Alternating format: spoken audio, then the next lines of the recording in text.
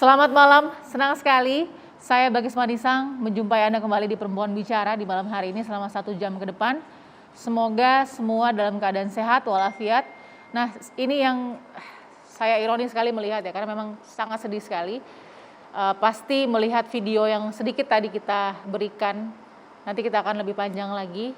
2 hari lalu viral video seorang pria almarhum ini adalah seorang pasien yang kemudian terpaksa meregang nyawa di kantor Dukcapil ya, ini di kantor dinas Dukcapil Bulukumba saat melakukan perekaman EKTP elektronik untuk kepentingan pembuatan dari IKTP tersebut. Ini menjadi sorotan penting karena ironisnya dalam video tersebut almarhum sudah terlihat sempoyongan tanpa tenaga tapi harus melakukan perekaman EKTP untuk memiliki prosedur atau mendapatkan prosedur BPJS yang diperlukan sebagai syarat dari tindakan operasi terhadap dirinya.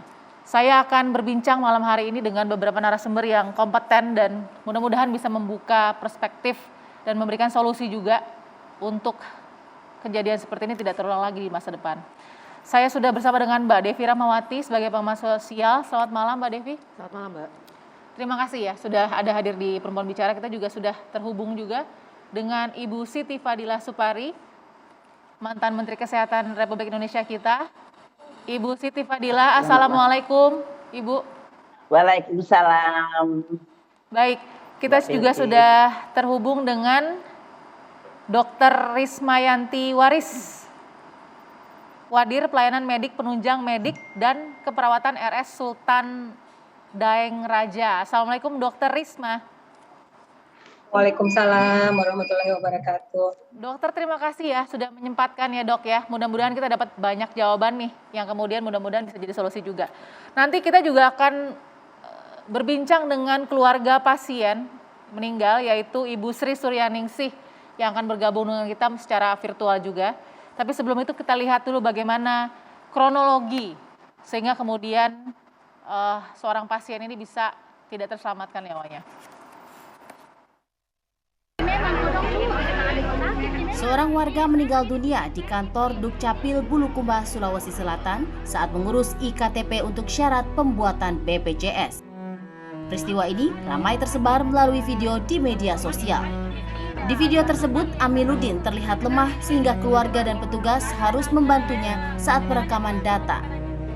Kondisi Amiluddin tampak semakin memburuk. Tak lama pria berusia 55 tahun itu meninggal dunia. Sebelumnya Amiluddin telah dirawat selama 3 hari di Rumah Sakit Sultan Daeng Raja di Bulukumba, Sulawesi Selatan, serta harus menjalani operasi penyumbatan usus. Amiluddin keluar dari rumah sakit untuk mengurus IKTP sebagai syarat pembuatan BPJS. Peristiwa meninggalnya Amiluddin disayangkan berbagai pihak. Urusan kesehatan menjadi terkendala karena persoalan administrasi.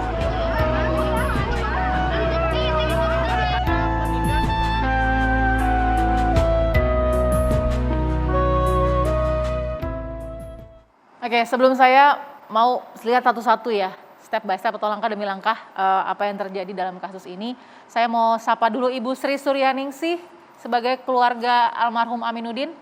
Selamat malam Ibu Sri. Malam Mbak.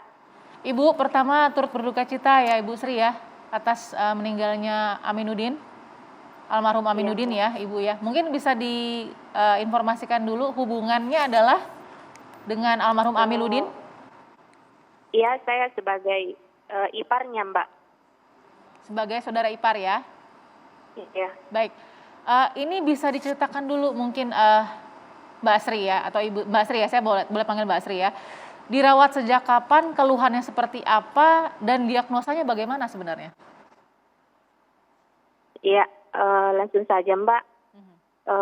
Almarhum Pak Amiluddin dirawat di rumah sakit selama 3 hari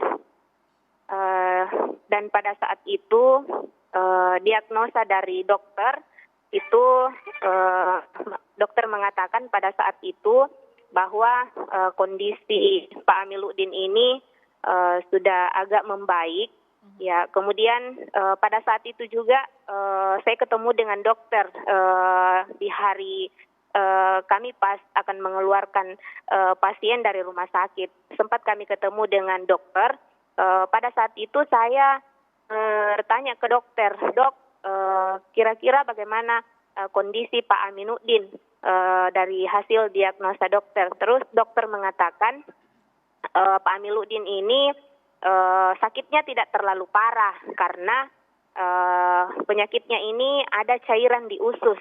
Ya, terus saya katakan bagaimana untuk baiknya ini, Dok? Karena kami di rumah sakit ini selama kurang lebih 3 hari dirawat, itu kami berlaku umum karena kebetulan almarhum tidak punya BPJS. Dan pada saat itu juga dokter mengatakan sebenarnya tindakan yang dilakukan itu sudah artinya sudah dilakukan penyedotan cairan itu, tetapi butuh proses lama sehingga dengan jalan lain bisa diadakan operasi. Ya, pada saat itu juga saya mengatakan, "Dok, kalau misalnya dengan jalan operasi kan pasti biayanya mahal karena pasien tidak memiliki BPJS." Ya, tapi pada saat itu juga dokter juga mengatakan ya bisa juga, tapi silahkan mengurus BPJS dulu. Tapi saya katakan saya sudah mengurus surat keterangan tidak mampu, Dok. Tapi saya ke dinas sosial, dinas sosial ternyata dicek datanya tidak ditemukan. Ya, sehingga pihak dinas sosial juga mengarahkan saya untuk ke Basnas, dan sesampainya kami di Basnas, dari pihak Basnas akan membantu, tetapi kata dari pihak Basnas akan membantu sebagian saja, ya, tapi harus dengan selesai operasi. Ya, makanya kami berpikir dari pihak keluarga bahwa ini ya jalan yang kami tempuh ini otomatis kami harus mengurus BPJS mandiri. Ya, dan pada saat itu juga setelah kami meminta kepada dokter bahwa, "Dok, kami meminta pasien ini karena hasil diagnosa dokter juga kan tidak terlalu parah." Ya, makanya kami dari pihak keluarga meminta untuk izin pulang ke rumah dulu untuk istirahat sambil kami mengurus BPJS-nya terbit, lalu kami bawa kembali ke rumah sakit untuk operasi. Dan pada saat itu juga dokter mengiyakan pada saat itu, dan setelah itu kami mengurus biaya administrasinya, ya, mengurus biaya administrasinya. Setelah itu saya langsung bergerak ke BPJS. Ya, pada saat itu juga saya bergerak ke BPJS. Sampai di BPJS ternyata dicek kartu keluarganya juga, ternyata datanya tidak ditemukan. Ya, dan pada saat itu saya diarahkan lagi ke Capil. Ya, dan pada saat itu juga saya sampai di Capil, saya berpikir kan di Capil biasanya orang perekaman itu harus lewat pendaftaran online dulu, harus antri dulu, harus ada panggilan baru datang perekaman. Tapi pada saat itu juga saya menghadap, ya bagaimana, karena ada pasien yang mau perekaman, ini berada di rumah sakit sekarang, pasiennya akan dioperasi, tetapi dari pihak Capil kemudian memberikan penjelasan bahwa bisa pasiennya dibawa ke Capil.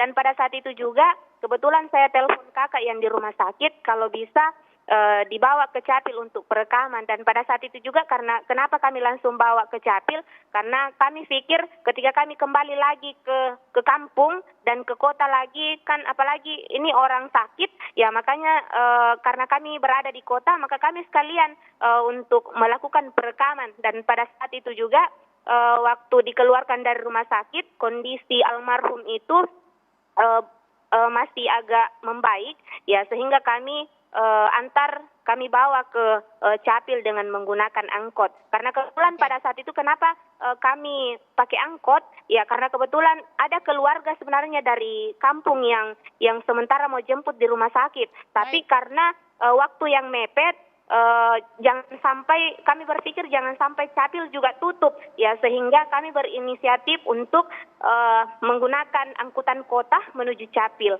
ya. Dan setelah sampai di Capil, turun dari angkot, kondisi almarhum itu sudah agak drop sedikit, sehingga setelah turun dari angkot, kami langsung membawanya ke tempat perekaman. Dan di situ setelah melakukan sidik jari dan sebagainya, perekaman dan datanya terkirim, pada saat itu juga almarhum menghembuskan nafas terakhir. Seperti itu. Baik, Mbak Sri, saya turut berduka ya dengan, saya boleh tahu nggak Mbak Sri, ini kenapa almarhum belum mempunyai IKTP? Iya. Ya Mbak, almarhum kebetulan belum memiliki EKTP karena almarhum ini sudah puluhan tahun merantau di Malaysia. Dan karena kondisinya yang tidak memungkinkan di Malaysia, sehingga pihak keluarga membawa pulang ke Indonesia. Dan baru kurang lebih 1 minggu sampai di rumah, langsung dibawa ke rumah sakit. Seperti itu. Baik, ada masalah soal kepemilikan identitas ya? Berarti ya di sini ya, Iya. Mbak Sri. Oke. Iya Mbak. Saya mau balik ke video tadi ya. Itu di sebelah kan ada Mbak Sri ya dengan menemani almarhum ya. Nah, Iya, kalau kita putar lagi videonya, itu membantu itu untuk mempercepat atau bagaimana sebenarnya, dan kenapa direkam saat itu? Mungkin saya ingin tahu juga. Ada kekhawatiran kah? Atau memang itu untuk bukti mempercepat juga proses? Karena saya mendengarkan tadi ceritanya Mbak Sri cukup panjang yang harus dilalui ya sampai mendapatkan Iya, Mbak. IKTP tersebut. Jadi ini apa yang terjadi saat ini nih? Kalau misalnya Mbak Sri bisa lihat nih, kan Mbak Sri di sebelah dari almarhum ya. Iya Mbak. Ya, ini apa yang terjadi? Sudah mulai membungkuk almarhum, lalu kemudian dibantu oleh Mbak Sri. Apa sih yang terjadi di situ? Boleh ceritakan Mbak? Iya. Oh iya Mbak. Iya, pada saat itu sebelum dilakukan perekaman, karena kita karena saya kemudian merasakan ada hal lain Mbak, ya, sehingga ya secepatnya dilakukan perekaman itu. Dan memang pada saat itu kondisi almarhum sudah drop, ya, dan saya juga saya juga pada saat itu tidak tahu bahwa almarhum sudah ya detik-detik menghembuskan nafas terakhir, Mbak. Mbak Sri, ini ada nggak yang dikatakan oleh almarhum saat dia mulai membungkuk gitu kepada Mbak Sri, mungkin minta tolong, merasa kesakitan atau seperti apa, sudah ada kata-kata lagi dari almarhum saat itu? Iya, yang saya ingat Mbak, pada saat itu tidak ada kata dari almarhum, cuma almarhum mengatakan Allahu Akbar, seperti itu Mbak. Oke, justru hanya mengucapkan kalimat takbir gitu ya? Iya. Iya, oke.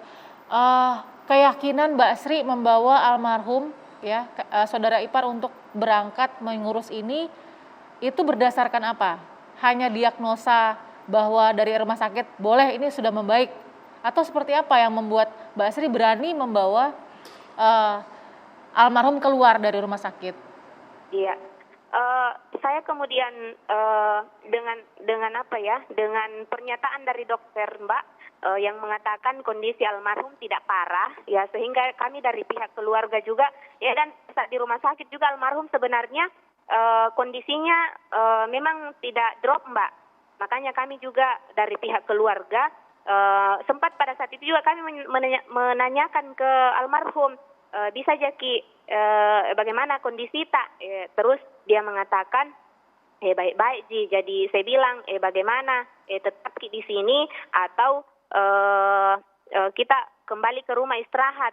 Tapi almarhum mengatakan, Mbak, ya biar Mi, kita kembali Mi dulu sambil menunggu BPJS selesai baru kita kembali lagi ke rumah sakit. Ya, jadi sebenarnya ini kami keluar dari rumah sakit juga itu permintaan dari almarhum. Ya, seperti itu Mbak. Untuk mengurus ya, begitu ya, paling tidak ya. Iya. Mbak Sri, berarti berapa jam sejak keluar dari rumah sakit sampai menghembuskan nafas terakhir? Masih ingat tidak? Iya, masih Mbak. Iya, pada saat itu Mbak, saya berangkat ke Capil sekitar jam 2. Jam 2 siang ya? Karena kebetulan saya menunggu di Capil pada saat itu karena saya koordinasi dengan pihak Capil dulu. ya, sekitar jam 2, karena yang membuat lama juga Pak pasien sampai di Capil itu karena dari pihak rumah sakit itu tidak mau mengeluarkan pasien kalau semua administrasinya belum dilunasi. Ya, makanya kami dari pihak keluarga juga sebenarnya sedikit agak kecewa, ya kenapa terlalu lama.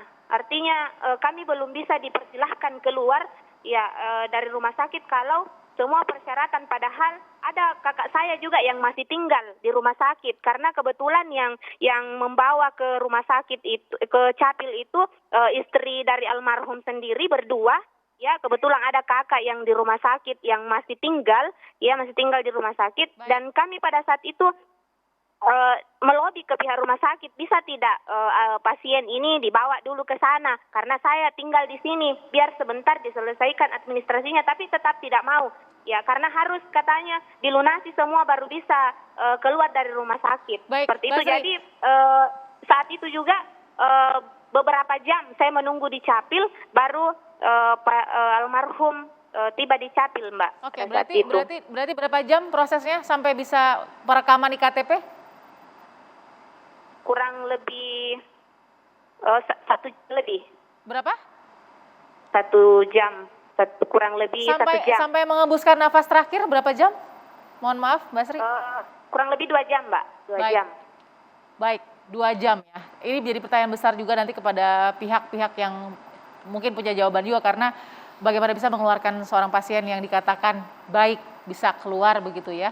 Tapi dalam 2 jam saja ia tidak bisa bertahan di luar begitu. Kita akan sambung lagi, tetap di Perempuan Bicara.